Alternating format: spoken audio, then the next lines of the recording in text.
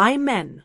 Standing in the lobby of Evergreen Bank, I watched as the air seemed to freeze.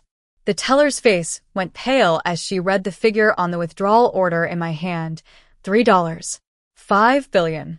My sister, Lisa, who had just moments ago laughed at me for a measly $200 overdraft fee, now stood there, her smile wiped off her face, replaced by shock and disbelief. It all started when my mother called, saying there was a clerical error on our family joint account.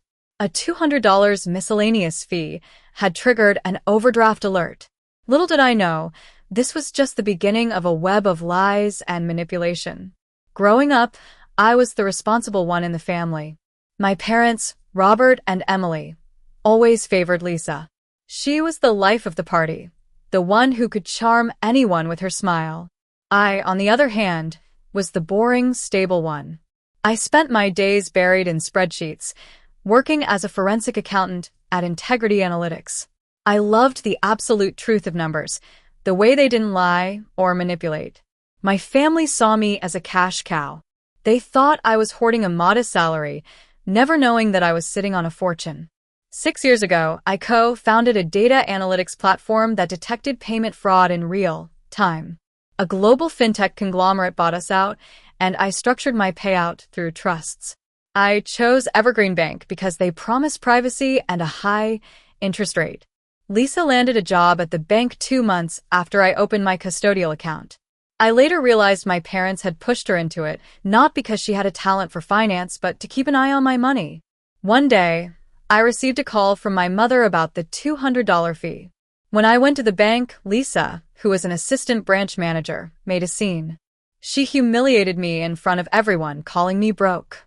I paid the $200, but I knew there was more to it. I started digging into the transaction log.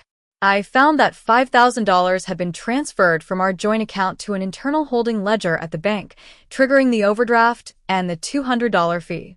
It was no accident. It was a trap.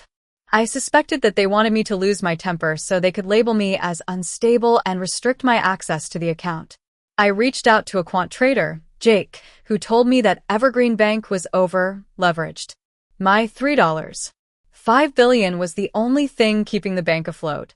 I also discovered that my parents had taken out loans they couldn't afford, and my signature had been forged on the collateral agreements.